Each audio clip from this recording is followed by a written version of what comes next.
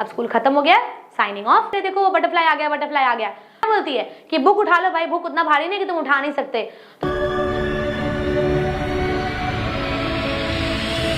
Hey guys, welcome back to our channel economics classes. मैं हूं अंकिका, आप सबके मेंटर, और आज हम आ गए हैं हमारे क्लास 10 ट्रेजर चेस्ट बुक की लास्ट स्टोरी, जो कि है द लास्ट लेसन। ओके, मैं आप लोग को बता दूं कि ये वीडियो क्लास 12 सीबीएसई के स्टूडेंट्स भी देख सकते हैं, क्योंकि उनकी भी यही सेम चैप्टर है द लास्ट लेसन। और एक बहुत इंपॉर्टेंट बात कि हमारे सारे वीडियोस में नोट्स फ्री में डिस्क्रिप्शन में ऐड की रहती है, आप लोग वहां से डाउनलोड करके पढ़ सकते हो। और एक चीज कि मैं इस डिस्क्रिप्शन में मेरे पुराने सारे वीडियोस जो मैंने पोस्ट किए हैं उसके डिस्क्रिप्शन में लिंक ऐड कर दूंगी, आप लोग वहां से देख लेना। ओके, तो बिना रुके स्टार्ट करते हैं हमारा the story the last lesson. Okay, अब इस स्टोरी में क्या होता है ना कि हमारे लैंग्वेज का इंपॉर्टेंस बताया जाता है। अब स्टोरी में देखो स्टार्ट कैसे होता है। I started for school very late that morning and was in great dread of scolding, especially because M. Hamill had said that he would question us participants. तो मैं उस दिन बहुत हड़बड़ी में घर से बाहर निकला।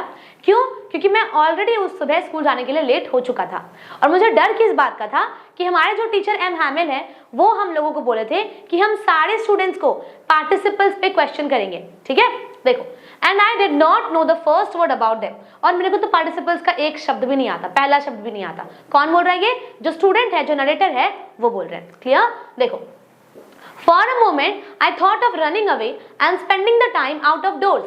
It was so warm, so bright, the birds were chirping at the edge of the woods and in the open field back of the sawmill the Persian soldiers were drilling. तो बोलते हैं कि पहले तो मैंने सोचा कि भाई स्कूल नहीं जाते हैं, कहीं रास्ते में रुक जाएंगे, काइंड ऑफ बंक मार लेंगे। ठीक है, तो उन्हें लगा ना कि भाई बंक तो मार लेंगे, लेकिन बाहर इतना गर्मी था, इतना धूप था, ठीक है, बर्ड्स लोग के चींची करने का आवाज आ रहा था, सोल्जर्स लोग ड्रिलिंग कर रहे थे उसका आवाज आ रहा था, कि मुझे लगा कि स्कूल जाना ज्यादा बेटर है। देखो वो क्या बोलते हैं, it was all much more tempting than the rule of the participles but I had the strength to resist and hurried off to the school. तो वो क्या बोलते हैं कि भाई मुझे लगा ना कि ये चीज बाहर रुकना इस धूप में, इस चर्पिंग साउंड्स में और ड्रिलिंग ऑफ द साउंड में, तो इससे अच्छा मैं एक काम करता हूँ, मैं इससे अच्छा स्कूल चला जाता हूँ, पार्टिसिपल्स का क्वेश्चन तो इससे कम से कम बेटर ही होगा। ठीक है, ये कौन बोल रहे हैं? जो स्टूडेंट है वो बोल रहे हैं। ठीक है, देखो, when I passed the town hall there was a crowd in front of the bulletin board. तो वो क्या बोलते हैं ना कि जब मैं उस रास्ते से गुजर रहा था तो मुझे ना एक भीड़ दिखा, लोग वहां भीड़ लगा के खड़े थे। कहाँ भीड़ लगाए थे? बुलेटिन बोर्ड के पास। ओके, अब देखो क्या बोलते हैं आगे। For the last 2 years, all our bad news had come from there. The lost battles, the draft, the orders of the commanding officer. तो वो क्या बोलते हैं कि लास्ट 2 साल से ना इस बुलेटिन बोर्ड पे जितना भी बैड न्यूज होता है वो प्रिंट किया रखा रहता है। जैसे कि जो बैटल्स हम लोगों ने हारा था, चाहे वो कमांडिंग ऑफिसर का कोई ऑर्डर हो, चाहे वो कोई भी तरीके का बैटल्स हो। ओके, देखो, and I thought to myself without stopping what can be the matter now.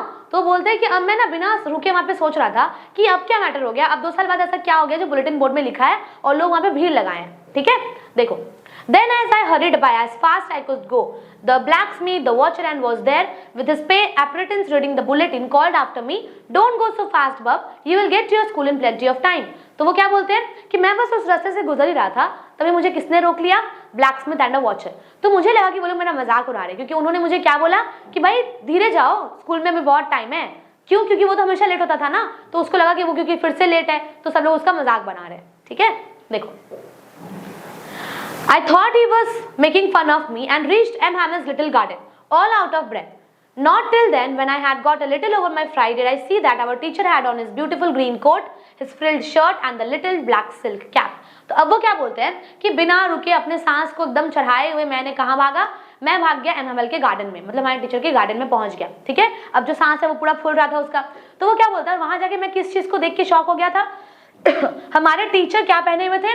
Beautiful green coat with his frilled shirt and the little black silk cap, all embroidered that he never wore except on inspections and prize days. तो वो बोलता क्या है ना कि वो ऐसा कपड़ा पहने थे जो कपड़ा वो सिर्फ इंस्पेक्शन पे पहनते थे या फिर किसी प्राइज डे से पहनते थे।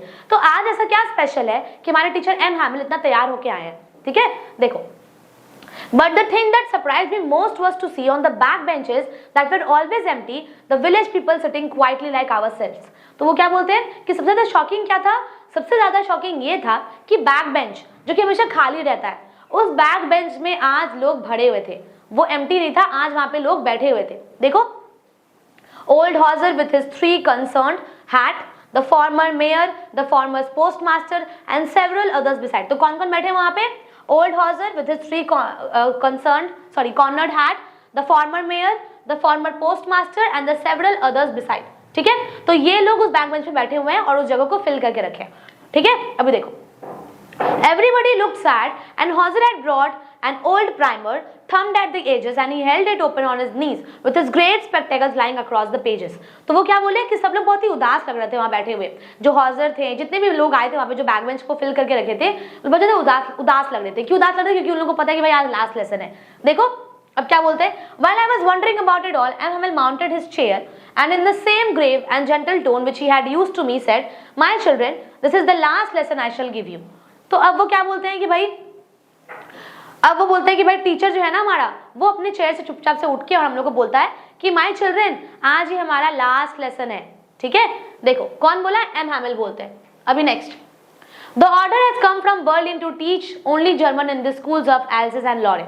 तो वो क्या बोलते हैं कि जर्मन वॉर जो हुआ था ना, जो हम लोगों ने हिस्ट्री में पढ़ा है, जो जर्मनी और फ्रांस का जो वॉर होता है उसमें जो फ्रांस हार जाते हैं, तो वो क्या बोलते हैं कि हमारे लोगों को ना जर्मन की तरफ से ऑर्डर आया है कि अब क्या करना पड़ेगा, बर्लिन में जो हमारे टीचर्स हैं, जहाँ पे फ्रांस है अभी, वहाँ लोगों को अब जर्मन सीखना होगा. क्यों? क्योंकि अब जर्मनी ही बोलना है, फ्रांस अब कोई भी नहीं बोलेगा, क्योंकि ऑलरेडी जर्मन लोग जो है वो जीत चुके हैं. ठीक है. The new master comes tomorrow. This is your last French lesson. कल से नया मास्टर तुम लोग को पढ़ाने आएगा, क्योंकि अब तुम लोग हार चुके हैं, तो फ्रेंच क्यों सीखना? अब क्या सीखेंगे हम लोग? जर्मनी. तो जर्मनी तो मैं तुम लोग को पढ़ाऊंगा नहीं, कौन पढ़ाएगा? कोई और टीचर पढ़ाएगा. तो आज तुम लोग का फ्रेंच का लास्ट लेसन है. क्लियर? देखो. I want you to be very attentive. What a thunderclap these words were to me. Oh, the wretches, that was what they had put up at the town hall. My last French lesson. Why I hardly knew how to write. I should never learn anymore. I must stop there then. Oh, how sorry I was for not learning my lessons, for seeking birds' eggs or going sliding on the sand. तो वो क्या बोलते हैं देखो इस पूरे line में कि मुझे बहुत खराब लग रहा है. ठीक है, क्या बोलते हैं कि अगर मेरे को पता होता ना कि लास्ट लेसन है आज फ्रेंच का, तो मैं बहुत अच्छे से पढ़ाई करता. हार्डली मेरे को फ्रेंच बोलना भी आता नहीं है. क्या बोलते हैं वो कि मेरे को हार्डली फ्रेंच बोलना आता होगा, मेरे को वो भी नहीं आता. तो आज अगर ये फ्रेंच लेसन खत्म हो रहा है तो हमको तो कुछ पता ही नहीं है. इतने टाइम से हम फ्रेंच क्लासेस कर रहे हैं, लेकिन मेरे को आज ये रियलाइज हो रहा है कि हम कभी फ्रेंच को सीरियसली पढ़े ही नहीं. ठीक है, देखो क्या बोलते हैं वो. Okay, my books that had seemed such a nuisance as a while ago, so heavy to carry, my grammar and my history of the saints were old friends now that I couldn't give up. तो वो बोलते हैं कि जो book उठाने में मेरे को भारी लगता है, मम्मी लोग बोलती है ना, हमारी मम्मी लोग क्या बोलती है कि बुक उठा लो भाई, बुक उतना भारी नहीं कि तुम उठा नहीं सकते. तो वही बोल रहा है फ्रांस यहाँ पे कि बुक जो मेरे को भारी लगता था, आज वो बुक मेरे को ऐसा लग रहा है कि हम उसके ऊपर गिव अप ना करें. मेरा हिस्ट्री बुक, मेरा ग्रामर बुक, इन सब से मेरे को रिलेशन नहीं तोड़ना. ठीक है, तो वो रिग्रेट कर रहे हैं वहाँ. देखो. And M. Hamel too. The idea that he was going away, that I should never see him again, made me forget all about this ruler and how cranky he was. तो वो बोलते हैं ना कि अब ये सब तो ठीक है, लेकिन हम एमएमएल को कैसे भूल जाएं? भले ही वो बहुत स्ट्रिक्ट टीचर थे, लेकिन उनके रूलर को कैसे भूल जाएं हम? अगर हम उसके रूलर को भूल भी जाएं तो उनके प्यार को कैसे भूल जाएंगे? ठीक है, देखो. Poor man, it was in honour of the last lesson that he had put on his fine Sunday clothes. तो बोलते हैं कि ये कितने बेचारे हमारे जो टीचर हैं एमएमएल, बेचारे कितने अनलकी हैं, आज वो अपना संडे का बेस्ट क्लोथ पहन के आए हैं, क्योंकि आज उनका लास्ट डे है. तो थोड़ा सा ना वो रिग्रेट दिखा रहा है. ठीक है. I understood why the old men of the village were sitting there in the back of the room. तो बोलते हैं कि हमें को समझ में आया कि ओल्ड लोग, जो ओल्ड पीपल हैं, वो पीछे आके क्यों बैठे हैं. ठीक है, देखो. It was because they were sorry too that they had not gone to school more. It was their way of thanking our master for his 40 years of faithful service and of showing their respect for the country that was theirs no more. तो अब वो क्या बोलते हैं कि अब मेरे को समझ में आ रहा है कि पीछे लोग जो लोग आके बैठे हुए हैं, ओल्ड हॉजर्स लोग जो आके बैठे हैं, तो वो बोले कि हमें को समझ में आ रहा है कि ये लोग यहाँ पे क्यों बैठा है, क्योंकि वो लोग भी खुद से इतना दिन स्कूल नहीं जा पाए थे. तो अब वो लोग आए हैं मास्टर को थैंक यू बोलने के लिए, उनको प्लीड करने के लिए. ठीक है, तो वो क्या बोलते हैं कि एम हैमिल ऑलरेडी हम लोग को 40 साल दे चुका है अपनी जिंदगी का. मतलब क्या समझ में आता है कि अभी फिलहाल 40 ईयर्स से वो पढ़ा रहे थे. कौन? एम हैमिल. ठीक है, देखो. I heard my name called. It was my turn to recite.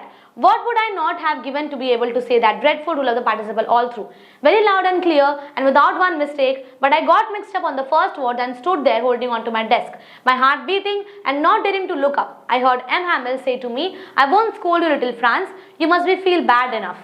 तो वो क्या बोलते हैं कि इतने ही बीच में मेरे को अपना आवाज सुनाई दिया, कोई मेरा नाम ले रहा था। कौन लिया नाम? एम हैमिल। तो क्या बोलते हैं कि एम हैमिल मेरा नाम लेके बोलते हैं कि तुम खड़े हो जाओ, तुमसे कुछ क्वेश्चन पूछेंगे। और जब उन्होंने मुझसे कुछ क्वेश्चन पूछा तो मैं जवाब नहीं दे पाया, और मैं वहाँ पे अपने डेस्क पे हाथ रख के खड़ा था कि मैं बहुत ही रिग्रेट फील कर रहा था कि फ्रेंच का पार्टिसिपल्स का मैं एक क्वेश्चन का आंसर भी नहीं दे पा रहा हूँ। तो उस वक्त एम हैमिल क्या करते हैं, उसको बोलते हैं कि भाई चिंता मत करो फ्रांस, हम तुमको स्कोल्ड नहीं करेंगे, तुमको खुद ही बुरा लग रहा होगा कि तुमको खुद नहीं आता, ठीक है, क्योंकि आज तुम्हारा लास्ट क्लास है। देखो, Bah, I have plenty of time. I'll learn it tomorrow. And now you see where we have came out. That's the great trouble with Alsace. She puts off learning till tomorrow. Now those fellows out there will have the right to say to you, how is it you pretend to be Frenchmen and yet you can neither speak nor write your own language? But you are not the worst, poor little France. We have all a great deal to reapproach ourselves with. Your parents were not anxious enough to have you learn. They preferred to put you to work on a farm or at the mill so as to have a little more money. तो वो क्या बोलते हैं कि tension मत लो France, तुमको खुद बुरा लग रहा होगा ना। देखो वो क्या बोले हैं कि हम लोग क्या बोलते थे पहले कि हाँ ठीक है बहुत टाइम है ना, कल पढ़ लेंगे, बोलते थे ना हम लोग कि हाँ बहुत टाइम है कल पढ़ेंगे। तो वो बोले अब बताओ कल वक्त है तुम्हारे पास? नहीं है, आज तुम्हारे पास लास्ट क्लास है। अब तुम कैसे बोलोगे कि हाँ कल पढ़ेंगे? सोचो तुमको अगर कोई पूछेगा तुमको फ्रेंच बोलना आता है, तो एज अ फ्रेंच मैन तुम खुद के लैंग्वेज को रिप्रेजेंट ही नहीं कर सकते, तुम बोल नहीं सकते कि हाँ तुम फ्रेंच पर्सन हो, ठीक है। तो वो क्या बोलते हैं कि सिर्फ तुम्हारी गलती नहीं है, तुम्हारे पेरेंट्स का भी गलती है। क्या तुम्हारे पेरेंट्स लोगों को तुम्हें भेजा नहीं बाहर? कहाँ नहीं भेजा? फार्म में। क्या बोलते हैं वो, देखो कि तुम्हारे पेरेंट्स का भी इक्वली गलती है कि वो तुम्हें फार्म में भेजते थे एक्स्ट्रा मनी कमाने के लिए। तो वो बोल रहे कि तुम्हारे पेरेंट्स का भी गलती है। देखो अपना गलती भी बताएंगे वो नेक्स्ट में। देखो क्या बोलते हैं, and I have been to blame also, हम भी ब्लेम कर रहे हैं अपने आप को, क्योंकि मैंने क्या किया देखो, I have not often sent you to water my flowers instead of learning your lessons, and when I wanted to go fishing did I just not give you a holiday? तो वो क्या बोलते हैं, क्या मैंने तुम्हें नहीं बोला कि हाँ जाके मेरे फ्लावर्स को पानी दे आओ क्योंकि तुम फ्री बैठे हो? तो मैं अगर वो नहीं करता तो तुम शायद पढ़ लेते ना। वो क्या बोलते हैं, क्या मैंने तुम्हें नहीं बोला कि हाँ भाई मैं फिशिंग के लिए जा रहा हूँ तो आज छुट्टी है? तो ये कौन बोल रहा है? एम हैमिल बोल रहे हैं। वो बोल रहे हैं कि भाई मैं खुद को भी ब्लेम डाल रहा हूँ कि दो चीज मैं भी करता था तुम्हारे साथ। वो क्या है कि मैं बोलता था कि भाई मेरे फ्लावर्स को पानी दे दो, या फिर अगर मैं फिशिंग के लिए जा रहा हूँ तो आज तुम लोगों का छुट्टी है, ठीक है। ये कौन बोल रहे हैं? एम हैमिल बोल रहे हैं। Then from one thing to another, M. Hamel went on to talk of the French language, saying that it was the most beautiful language in the world. वो क्या बोलते हैं कि भाई फ्रेंच जो है ना इस पूरे वर्ल्ड का सबसे ज्यादा ब्यूटीफुल लैंग्वेज है, ठीक है। कौन बोल रहा है? एम हैमिल। देखो, the clearest, the most logical, that we must guard it among us and never forget it, because when a people are enslaved, as long as they hold fast to the language, it as if they had the key to their prison. तो वो क्या बोलते हैं कि जब तक कोई आदमी अपने लैंग्वेज को होल्ड करके रखता है तब तक उसके पास अपने जेल का चाबी है, ठीक है। अगर वो अपने लैंग्वेज को भूल जाता है तो उसको कोई आजाद नहीं करवा सकता, ठीक है। देखो, then he opened the grammar and read us our lesson. I was amazed to see how well I understood it. तो अब देखो, क्योंकि देखो क्या है ना, इतना उसका दिमाग में ऐसा फीलिंग आ गया कि भाई हाँ आज तो लास्ट क्लास है, तो वो ध्यान से पढ़ रहा था। तो एम हैमिल क्या बोलते हैं ना कि भाई आज तुम्हारा लास्ट क्लास है, अच्छे से पढ़ लो। तो यहाँ पे हमारा जो स्टूडेंट है फ्रांस, वो क्या बोलता है कि कैसे मेरे को आज ये फ्रेंच का लेसन इतना इजी लगने लगा। कौन बोल रहा है? फ्रांस बोल रहा है। All he said seemed so easy. I think too that I had never listened so carefully, that he had never explained everything with so much patience. It seemed almost as if the poor man wanted to give us all he knew before going away and put it all in our heads at one stroke.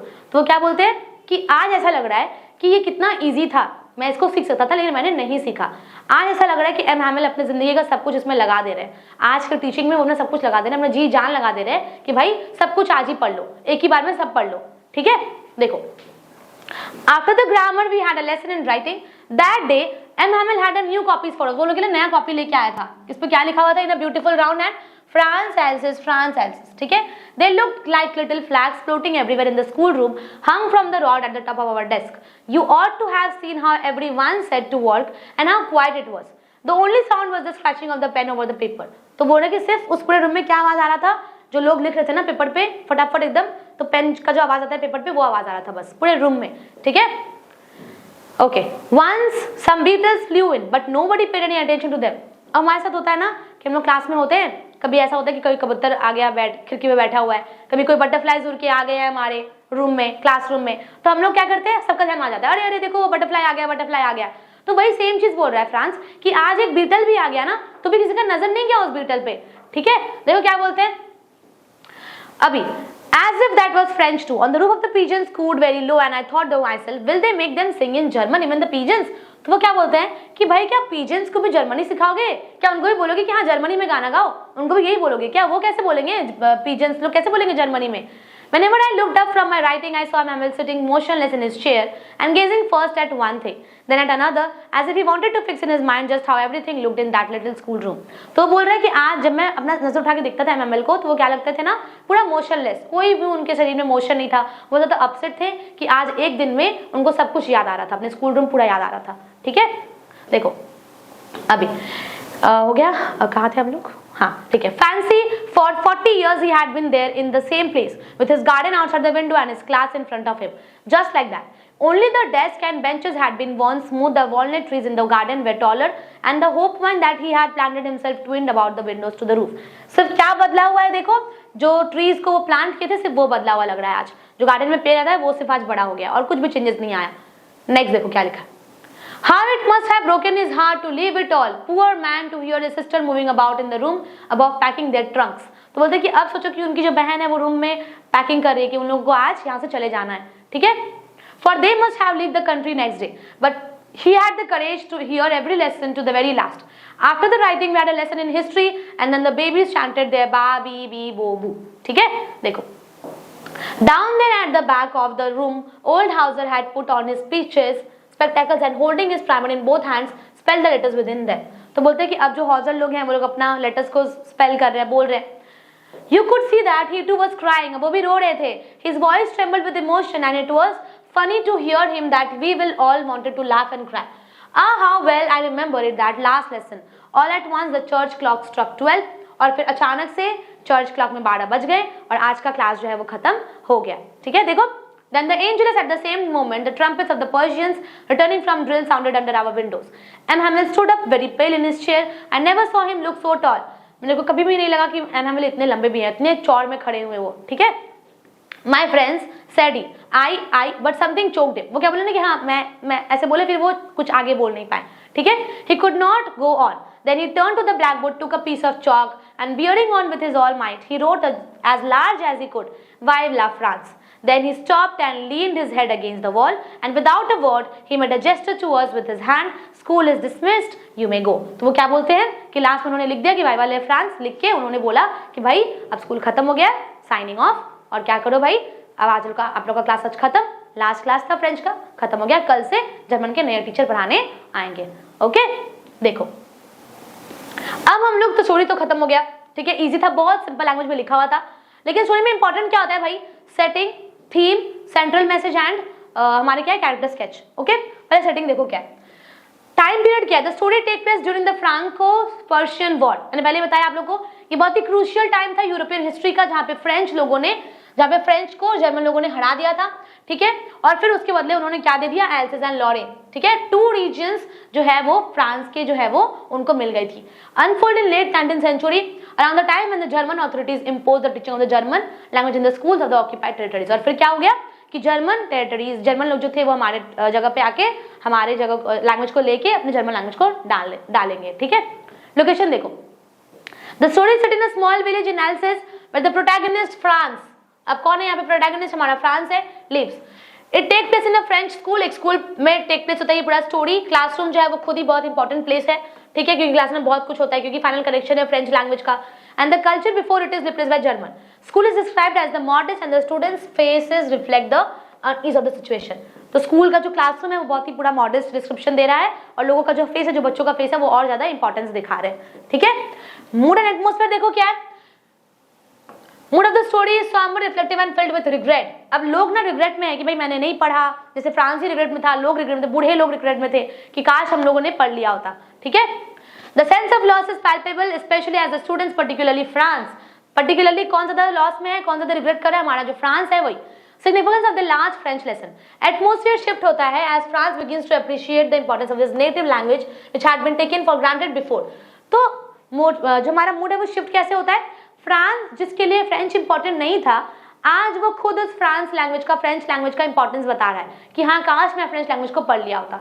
ठीक है, देखो The final lesson given by Monsieur Hamel, the teacher, is imbued with a sense of melancholy and patriotism, and he passionately urges his students to value the language even though it is about to be suppressed. तो बोलते हैं कि भाई passionately अपने language पे अड़े रहना, ठीक है। हमको पता है कि डोमिनेंस होने वाला है, लोग हम लोगों के ऊपर आके सप्रेस करेंगे, ऑपरेशन करेंगे, बट हम लोग को क्या करना है, हम लोगों को अपने लैंग्वेज पे डटे रहना है, ठीक है।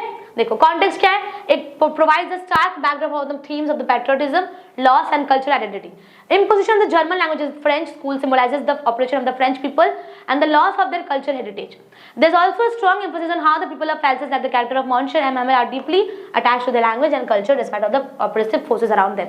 तो बोलते हैं कि भाई M. Hamel जो है इतना ज़्यादा ऑपरेशन की वजह से, इतना ज़्यादा हमारे सप्रेशन की वजह से भी हमारे जो M. Hamel टीचर हैं वो अपने लैंग्वेज से जुड़े हुए हैं और उसका इंपॉर्टेंस अभी भी लोगों को बता रहे हैं, ठीक है। देखो की एलिमेंट्स क्या है, द स्कूल पहला की element, it's both a literal setting and the symbolic space where the community values are passed on.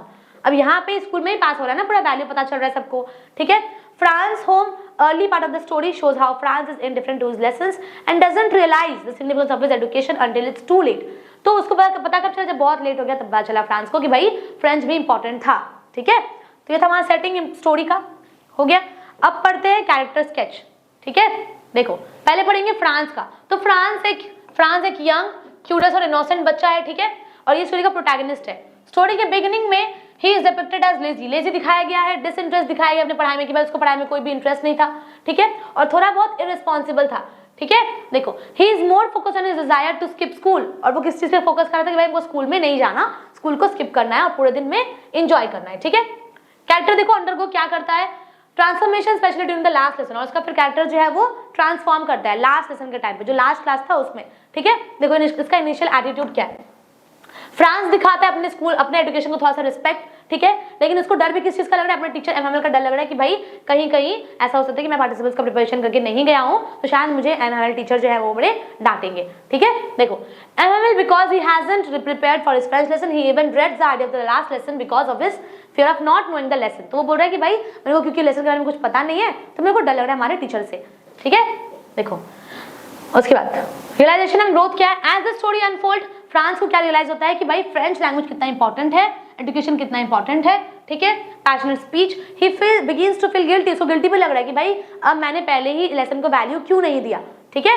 His respect for his teacher and the language is evident when it tries the best to answer question, और किससे कहां से पता चलता है कि भाई हाँ उसको उसके टीचर के लिए रिस्पेक्ट है, सब्जेक्ट के लिए रिस्पेक्ट है, जब वो कोशिश करता है कि सवाल का जवाब मैं दे पाऊं, ठीक है, तब दिखता है कि भाई उसको रिस्पेक्ट है अपने सब्जेक्ट और टीचर के लिए। Next symbol of common student, France represent करते हैं कैसे एवरेज स्टूडेंट का, ठीक है, who make their education for granted. तो जो बच्चे अपने एजुकेशन को एज अ ग्रांटेड लेते हैं, फ्रांस उसका एक बहुत बेटर एग्जांपल है, ओके। देखो क्या लिखा है एम हैमेल द टीचर के बारे में, क्या लिखा है, एम हैमेल जो है वो बहुत ही एल्डरली डेडिकेटेड टीचर है, पैट्रियोटिक टीचर है, अपने जमीन से जुड़े हुए हैं, ठीक है। He has been teaching in the village school for many years, बहुत सालों से पढ़ा रहे थे, ठीक है, और अपने स्टूडेंट से बहुत ज्यादा कनेक्टेड थे क्योंकि वो फ्रेंच लैंग्वेज में पढ़ाते थे, ठीक है। उनका कैरेक्टर देखो क्या बताया गया है, sorrowful, pride, selflessness, specially in the last lesson, ठीक है। अभी नेक्स्ट क्या लिखा है, डिवोटेड टीचर, पढ़ाई में बड़ा डिवोशन था उनका। देखो क्या लिखा है, M Hamel shows immense devotion to his students and his language even though he is aware of the loss of his job. उनको पता है कि उनका जॉब छूटने वाला है लेकिन फिर भी वो क्या है, डिवोटेड है अपने पढ़ाई में। देखो क्या लिखा है, he teaches the last lesson with a great passion and responsibility. His teaching style is calm yet firm and he urges his students to value the language which is being taken away from them. तो बच्चों को क्या बोलते हैं कि भाई तुम्हारा जो पढ़ाई है तुमसे छीना जा रहा है, फ्रेंच लैंग्वेज तुमसे छीना जा रहा है, तुमको क्या करना पड़ेगा, अपने लैंग्वेज को इंपॉर्टेंस दो और उस पर डटे रहो, ठीक है। देखो bitter sweet farewell. M. Hamel last moments in the classroom are filled with emotion as he tries to hide his tears while speaking class. He acknowledges the role he played in the students' lives but also feels regret for not having instilled the same love for the language in them earlier. तो बोलते हैं कि उनको regret इस बात का है कि वो अपने बच्चों के अंदर लैंग्वेज का इंपॉर्टेंस को नहीं भर पाए स्टार्टिंग में। लास्ट में तो पता चल गया ना, लेकिन स्टार्टिंग में पता नहीं चला था, ठीक है। देखो विलेजेस के बारे में देखो क्या लिखा है, villagers who are present in the classroom play an important role in highlighting the collective sorrow realization of the community's loss. तो ये लोग भी एक इंपॉर्टेंस प्ले करते हैं कि लोग मतलब बंच में है कि हाँ इन लोग को भी बुरा लग रहा है लॉस की वजह से, ठीक है। They sit quietly listening to M Hamel's last lesson, वो चुपचाप बैठे हुए हैं और एमएमएल का लास्ट लेसन को ध्यान से सुन रहे हैं, ठीक है। देखो इसके बाद क्या लिखा है, regret over their own failure to learn the language. Villages also symbolizes the collective patriotism and the impact of losing something dear like their own language. तो उन लोगों को बुरा किस बात का लग रहा है, उनके खुद के लैंग्वेज उनसे छीना जा रहा है, उनके खुद का लैंग्वेज उनको अब नहीं बोलना पड़ेगा, इसकी वजह से लोगों को बुरा लग रहा था। ठीक है, देखो रिग्रेटफुल एंड साइलेंट क्या, as the lesson progresses the villagers including mister Schimer and others seem to reflect on their own neglect of learning French. Their silent presence adds to the poignancy of the moment. तो जो उनका silence था जिस वजह से वो लोग चुप थे, तो ये खुद ही अपने आप एड ऑन हो रहा है कि वो लोग कितने ज्यादा रिग्रेट में थे। ठीक है, अभी पढ़ते हैं थीम क्या है। पहला थीम क्या है, पेट्रियोटिज्म एंड नेशनलिज्म। सबको पता है, story conveys a strong patriotic message. ठीक है, French language is not merely a subject being taught, वो सिर्फ एक सब्जेक्ट नहीं था, एक लोगों का आइडेंटिफिकेशन था कि वो फ्रेंच के लोग हैं। ठीक है, उसके बाद देखो क्या लिखा था, imposition of the German language by the authorities serves as a symbolic loss. और जो जर्मन लोग थे वो जो बोल रहे थे कि भाई हाँ जर्मन तुम लोग का बोलना पड़ेगा, ये उन लोगों के लिए बहुत बड़ा लॉस था, उनके कल्चर के लिए एक थ्रेट था। जो लोग फ्रेंच बोलते हैं उनके लिए ये एक सिर्फ थ्रेट था। ठीक है, रिग्रेट एंड रियलाइजेशन देखो क्या है, सेंट्रल कैरेक्टर कौन था यहाँ पे, फ्रांस ना, तो उसको क्या लग रहा है, वो इनिशियली अप्रिशिएट करता है एजुकेशन को लास्ट में, जबकि उसको तो एजुकेशन बिल्कुल पसंद नहीं था, उसको एज अ ग्रांटेड लिया था ना। देखो स्पेशली किसको इंपॉर्टेंस दे रहा है, वो फ्रेंच लैंग्वेज को। ठीक है, तो उसको पता चला कि भाई आज फ्रेंच का लास्ट क्लास है, तब वो जाके उस सब्जेक्ट को इंपॉर्टेंस दिया। ठीक है, देखो क्या लिखा है, through Franz realization the theme of regret for neglecting one's duty and responsibilities is brought to the forefront. ठीक है, अब लास्ट का लिखा देखो, importance of language and education. क्या बोला है, स्टोरी क्या एम्फसाइज करती है कि कैसे लैंग्वेज जो है हमारे कम्युनिकेशन का एक बहुत इंपॉर्टेंट मीन्स है। अगर किसी इंसान का लैंग्वेज उसको पता होता है तो वो उसके जेल का चाबी होता है, और वो अपने आप का आइडेंटिफिकेशन कैसे देगा कि हाँ वो फ्रेंच का है, अपने लैंग्वेज के थ्रू। ठीक है, देखो the imposition of a foreign language symbolizes the loss of freedom and the last lesson becomes a moment of resistance to that oppression। ठीक है, और लास्ट लेसन जो है वो एक लास्ट में उनका ऑपरेशन बन के रह जाता है। ठीक है, अब पढ़ते सेंट्रल मैसेज क्या है, देखो central message the last lesson is the value of preserving one's culture. अब किसी का वैल्यू जो है कि हाँ मेरा कल्चर फ्रेंच का है, तो कैसे पता चलेगा भाई, लैंग्वेज से। तो लैंग्वेज तो भाई लास्ट लेसन है ना आज फ्रेंच का, तो यहाँ पे इंपॉर्टेंस दिखाया जाता है हमारे कल्चर का, एजुकेशन का। Alphonse Daudet uses the story to remind readers of how easily one can overlook the importance of something until it's too late। तो बोलते हैं कि कैसे बहुत देर हो गया अब, तो किस तरीके से अब लोगों को इंपॉर्टेंस अब पता चला जब ऑलरेडी लेट हो चुका है। ठीक है, देखो क्या लिखा है, The loss of French language is symbolic of the border loss of national identity and the story stresses that cultural preservation is worth fighting for। अब देखो एमएमएल क्या बोलते हैं फाइनल लेसन में, The message also extends to the idea that the education is a precious resource that should never be taken for granted। तो वो बोल रहे हैं कि भाई एजुकेशन एक ऐसा चीज है जिसको कभी भी ग्रांटेड नहीं लेना चाहिए। ठीक है, देखो और कौन ले रहा था ग्रांटेड इसको, फ्रांस जो है हमारा वो। एमएमएल का जो एजुकेशन है टीचिंग में जो लास्ट क्लास में था, उनको पता था कि हाँ आज उनका लास्ट क्लास है, फिर भी वो अच्छे से पढ़ा रहे थे। ठीक है, देखो the importance of making the most of every opportunity specially in learning. In conclusion last lesson teachers the lesson about the irrepressible value of education and cultural identity to it urges readers to appreciate and protect their heritage, language and education। तो यहाँ पे क्या बताते हैं last में कि importance उस बारे में कि अपने हेरिटेज को, अपने कल्चर को, अपने लैंग्वेज को प्रोटेक्ट करके रखो। ठीक है, तो भाई ये था हमारा स्टोरी, लास्ट लेसन बहुत बड़ा स्टोरी था लेकिन अब हो गया है। अब क्या करेंगे ना, हम डिस्क्रिप्शन में इसका नोट्स ऐड करेंगे, आप लोग वहाँ से डाउनलोड कर लेना। ठीक है, तो अब तो ये हो गया लास्ट स्टोरी हमारा बचा हुआ द पेडेस्ट्रियन, तो वो मैं पढ़ा दूंगी नेक्स्ट वीडियो में। आप लोगों को क्या करना पड़ेगा, चैनल को सब्सक्राइब करो। मिलते हैं अगले वीडियो में। Till then take care and thank you for watching.